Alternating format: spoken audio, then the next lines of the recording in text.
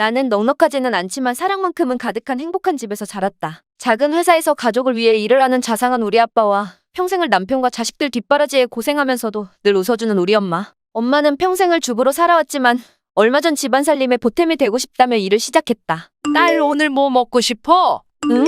갑자기? 오늘 무슨 날이야? 무슨 날은 엄마가 그동안 우리 생활 쪼들린다고 너한테 밥 한 번 못 사줬잖아. 오늘은 우리 딸이 먹고 싶다고 하는 거 다 사주고 싶은데 뭐 먹고 싶어? 엄마 혹시 오늘 월급날이야? 응, 엄마 오늘이 첫 월급 날이야. 그러니 어서 먹고 싶은 거나 갖고 싶은 거 있으면 말해. 엄마, 힘들게 일하고 받은 돈인데 엄마 필요한 곳에 써. 그런데 일하기 힘들지 않아? 엄마는 지금껏 밖에서 직장 생활을 한 적이 한 번도 없잖아. 응, 걱정 마. 재미있는데 내가 할 수 있는 일이 있다는 것도 신기하고 일을 한 만큼 돈을 버는 것도 신기해. 힘든 거는 없으니 우리 딸 어서 먹고 싶은 거나 갖고 싶은 거 말해. 오늘은 엄마가 쏜다. 응, 엄마 고마워. 엄마 그럼 오늘 치킨 먹자. 그래, 오늘 저녁에 일찍 와. 엄마랑 아빠랑 딸이랑 우리 오늘 치킨 먹자. 응, 엄마 사랑해. 그래, 엄마도 딸 사랑해. 엄마는 평생을 새장 속의 새처럼 살았다. 집이라는 작은 새장에 갇혀 오로지 남편과 자식만을 위해 살아오셨는데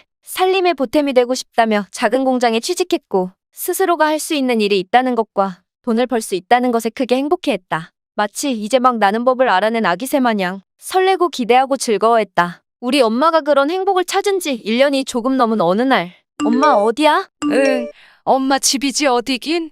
엄마 지금 이 시간에 집에 왜 있어? 회사에 있을 시간 아니야. 응, 별거 아니야. 우리 딸은 엄마 걱정 안 해도 돼. 며칠 동안 엄마 출근 안 하는 것 같던데 회사에서 무슨 일 있어? 무슨 일은 아무 일도 아니야. 우리 딸도 직장 생활하느라 힘든데 엄마 걱정은 안 해도 된단다. 아니야. 엄마 얼마 전부터 엄마 얼굴 표정 안 좋아 보였어. 엄마 안 좋아 보이는데 내가 직접 물어보기는 좀 그래서. 요즘 표정도 안 좋고 회사에 갈 시간에 출근도 안 하고 엄마 무슨 일 있으면 말해봐. 응, 사실은 며칠 전에 엄마 일 그만뒀어. 그 공장 그만둔 거야? 왜? 이유가 뭐야? 아, 그냥 좀 쉬고 싶어서 그만둔 거야. 우리 딸은 걱정 마. 엄마는 얼마 전부터 표정이 굉장히 좋지 않았다. 가족들 앞에서는 늘 밝은 표정을 보이려고 노력했지만 나는 알 수 있었다. 엄마한테 뭔가 일이 생겼고 그 일이 엄마를 슬프게 하고 있다는 걸. 첫 직장 생활을 시작하고 마냥 설레고 즐거워만 하던 엄마가 어두워진 지 얼마나 지났을까? 어느 날 엄마가 출근조차 하지 않는다는 사실을 뒤늦게 깨달았고 조심스레 물어보자 엄마는 직장을 그만두었다고 했다. 엄마의 기분이 좋지 않았던 이유를 짐작은 했지만 직장을 그만둘 정도일 줄은 몰랐다. 더 캐묻고 싶었지만 엄마의 감정을 존중해 주어야 했기에 더는 묻지 않았다. 아니 사실은 그때쯤 나는 결혼 준비에 정신이 없었다. 그러면서 서서히 엄마에 대한 관심은 없어지고 엄마의 슬픔은 잊혀져 갔다. 희정아, 우리 신혼집이랑 혼수는 우리끼리는 대충 의견이 맞은 것 같고 이제는 부모님들만 남았어.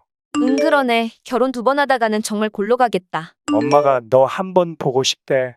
응? 어머님이? 몇 번 잠깐 본 적은 있지만 정식적으로 대화해 본 적은 없잖아. 그렇지. 그런데 어머님 일하시지 않으셔? 우리 엄마 일하고 있지. 그럼 주말밖에 어머님 뵐 시간이 없네. 그래, 상견례 전에 각자 부모님 몇 번 뵙고 상견례 잡아야지.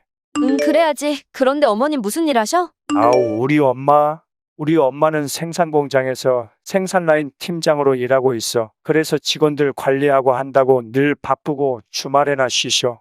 그럼 내가 날 잡아서 주말에 한번 찾아뵐게. 결혼 준비는 생각보다 피곤했다. 사랑하는 사람끼리 결혼하고 행복하게 살기 위해 함께 살 집이며 혼수를 계획해야 했고 결혼식장 예약에 결혼 앨범 촬영 등 생각보다 신경 써야 할 것이 많았다. 나는 남자친구 부모님을 가끔 뵌 적은 있지만 정식적으로 찾아뵙고 인사한 적은 없었기에 상견례 전에 한번 찾아뵙기로 했는데 예비 시어머니가 될 남자친구 어머니는 꽤나 바쁘신 듯했다. 그렇게 바쁘게 결혼 준비에 정신없던 어느 날. 희정아, 아빠다. 요즘 많이 바쁘냐? 응 아빠, 결혼 준비도 거의 다 끝나서 그렇게 바쁜 건 없어. 무슨 일 있어? 그래, 결혼 준비하며 부족하거나 힘든 건 이 아빠한테 말하거라. 응 고마워 아빠. 그래, 너 결혼 준비에 바쁜데 부탁 하나만 해도 될까? 응 얼마든지. 무슨 부탁? 네 엄마 때문이다. 엄마가 요즘 무슨 일이 있는지 표정도 안 좋고 그래. 아무리 내가 물어봐도 괜찮다고 말을 안 해주는구나. 아 얼마 전에 엄마 일도 그만두셨잖아. 그래, 회사에서 무슨 일이 생겨서 그만둔 것 같은데 도무지 말을 안 해주니 내가 알 길이 없구나. 네가 그래도 딸이니 엄마랑 더 살갑게 지내지 않느냐? 응 그렇지. 엄마랑 이야기 좀 해보거라. 힘든 일이 생긴 건지 혼자 끙끙 앓는데 무슨 일이 생긴 건지 한번 이야기해보거라. 아, 알겠어, 아빠. 잠시 후, 엄마 나야. 응, 우리 딸 바쁠 텐데 이 시간에 무슨 일이야? 엄마, 무슨 일 있어? 응? 응? 무슨 일이라니? 내가 요즘 결혼 준비한다고 엄마한테 신경도 못 쓰고 미안해. 그런데 엄마, 얼마 전 엄마 갑자기 일 그만둔 것도 그렇고 요즘 엄마 표정도 너무 안 좋고 무슨 일 생긴 건가 해서. 우리 딸 엄마 생각해줘서 고맙긴 한데 엄마는 아무 일 없단다.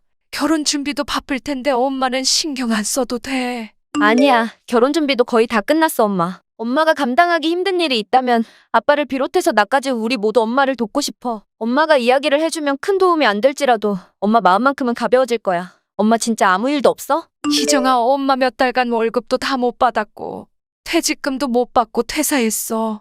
뭐라고? 그게 정말이야. 가족에게 걱정을 안 끼치려 했던 엄마는 어렵게 말을 꺼내었다. 일을 했던 곳에서 몇 달간 월급도 제대로 받지 못했고 퇴직금조차 받지 못했던 것이다. 결혼 준비에 정신이 없고 바쁘다는 핑계로 엄마에게 소홀하고 무관심했던 나는 큰망치에 머리를 한 대 얻어 맞은 기분이었다. 도대체 무슨 일이 있었길래 그리 즐거워하고 행복해했던 엄마의 첫 직장에서 엄마에게 급여도 제대로 주지 않았고 퇴직금조차 주지 않고 내보낸 것일까? 어렵게 꺼낸 엄마의 이야기는 실로 내게 충격적이었다. 김씨, 우리 생산 라인 오늘 철야한다니까 남아서 마무리 좀 하고 퇴근하시오. 네, 저 혼자 이 라인을 어떻게 마무리하나요?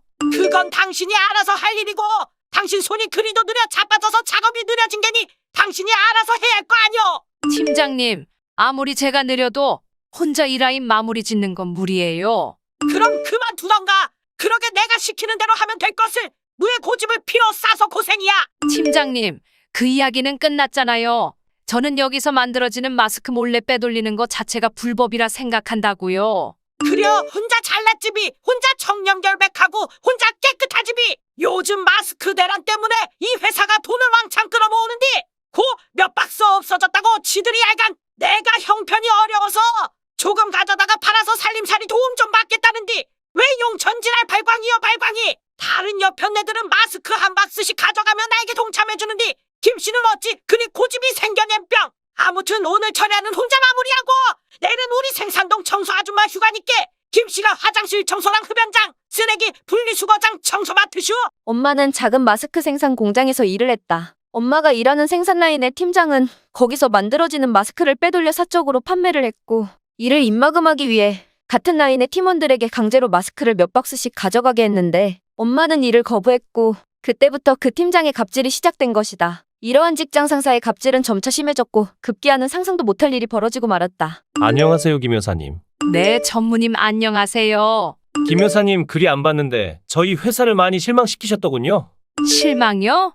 도대체 무슨 일이죠? 익명 게시판에 누군가 내부 고발을 했습니다. 김 여사님이 생산라인 마스크를 빼돌려 사적으로 판매를 한다고요? 네? 그럴 리가요. 저는 그런 적이 없습니다. 요 몇 달 동안 생산량과 재고량이 계속 맞지 않았는데 김 여사님 때문이었군요. 아니에요. 전 그런 짓을 하지 못해요. 제가 사실을 말씀드릴게요. 사실 저희 라인 구팀장님이 마스크를 빼돌리고 있어요. 그걸 다시 재팔아서 부당으로 이득을 챙기고 있다고요. 김 여사님, 그렇게 안 봤는데 정말 실망스럽습니다. 며칠 전 모두 퇴근하고 혼자 생산라인 마감을 친 날도 있죠? 거기 CCTV에 아무도 없는 라인에 김 여사님 혼자 있는 모습도 찍혔고 그 다음날 생산량과 창고 입고량이 무려 20박스나 차이 났어요. 그리고 거기 라인 아주머니들이 모두 김 여사님을 지목하는데 이래도 발뺌이신가요? 전문인 그날은 제가 긴 말 필요 없습니다. 당장에 경찰에 신고 안 한 거를 감사히 여기세요.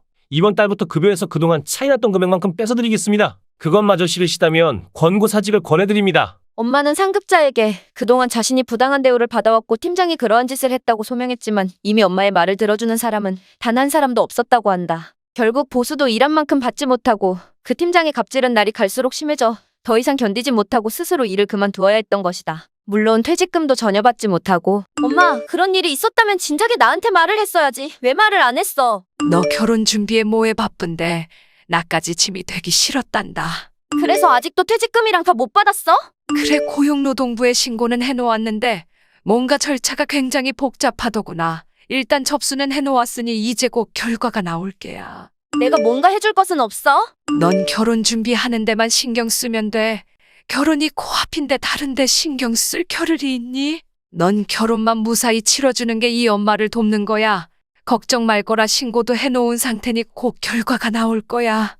그래, 알겠어, 엄마. 엄마, 퇴직금이 얼마나 되는지는 모르지만 그 돈 있어도 살고 없어도 살아. 그러니 이미 지나간 일에 너무 신경 쓰지 마. 내가 결혼 끝나고 자리 잡으면 엄마 아빠 잘 챙겨줄 테니 이제 엄마 예전의 밝은 모습으로 돌아가. 당시 나는 결혼 준비에 많이 바빴기 때문에 엄마의 말을 듣고서도 내가 도와줄 수는 없었다. 아니, 사실은 당시에 엄마가 겪은 일이 너무 복잡하게 느껴졌기 때문에 결혼 준비라는 핑계로 외면을 한 것이다. 그리고 내 머릿속에서도 서서히 잊혀져 갔다. 시간이 흐르고 우리는 서로의 부모님을 모시고 상견례를 하게 되었다. 그런데 네가 드디어 시집을 가는구나. 이 엄마가 많이 못 도와줘서 미안하다. 시집을 가면 시어머니가 이젠 네 엄마가 되는 거니 엄마처럼 잘해드리거라. 엄마, 알겠어. 이제 오빠 올 시간 다 됐어.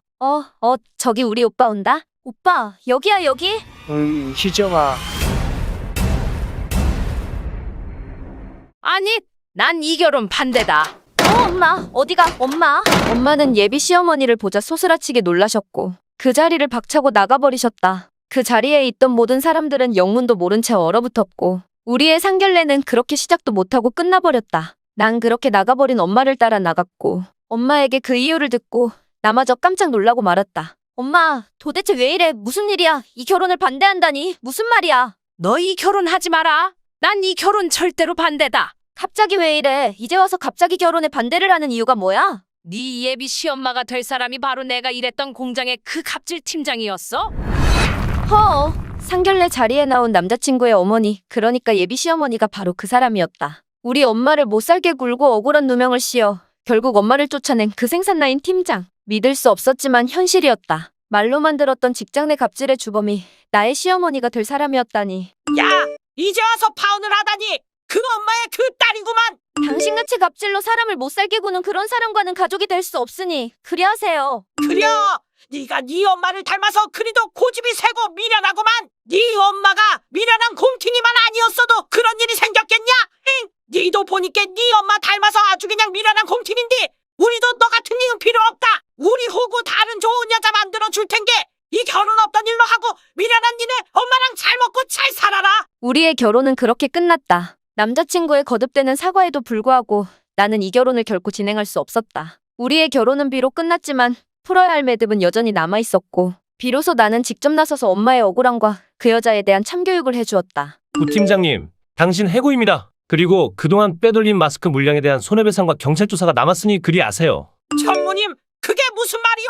내가 빼돌린 마스크의 손해배상은 무엇며 경찰 조사라니? 확인해보니 많이도 해두셨더군요. 우리 회사 로고가 붙은 마스크가 박스덕이로 구팀장님 창고에 있는 사진을 받았는데 이래도 발뺌하실 겁니까? 오잉, 뭐예요? 어찌 그 사진을 찍었단 말이오? 그건 당신 아들한테 물어보시고 손해배상의 경찰 조사까지 잘 받으세요. 전무님, 어찌된 일인가요? 제가 형편이 어렵다 보니 좀 해먹었긴 했수다. 한 번만 용서해 주시오. 그리고 직장 내 갑질로 저희 회사 고소고발 당한 상태인데 조사 중에 알아보니 예전에 그만둔 김 여사님을 그리 못살게 갑질했더군요. 구 팀장님이 김 여사님께 누명 씌운 것도 갑질을 한 것도 모두 조사받게 될 테니 그리 아세요. 어이쿠야, 저때 불었단 게 어이쿠야, 아이구야, 이를 어쩌누? 파혼한 후 그 팀장이라는 여자와 다투는 중에 한 가지가 내 머릿속에 떠올랐다. 남자친구가 마스크를 몇 박스씩 내 차에 실어다주며 마스크 사서 쓸 생각은 하지 마라고 한 게 자신의 엄마가 회사에서 몇 박스씩 그냥 가져올 수 있기 때문에 창고에 마스크를 쌓아 놓았다고. 그리고 그 마스크를 재판매해서 쏠쏠한 재미를 보고 있다고. 그리고 함께 보낸 창고의 마스크 사진들. 나는 그러한 사진들과 함께 모든 정황을 그 공장에 제보했고 고용노동부의 직장 내 갑질 건으로 신고 접수도 진행했다. 야, 이니은아, 결혼이 파토났으면 끝이지. 누구 집안을 몰살시키려 그 짓거리를 한겨.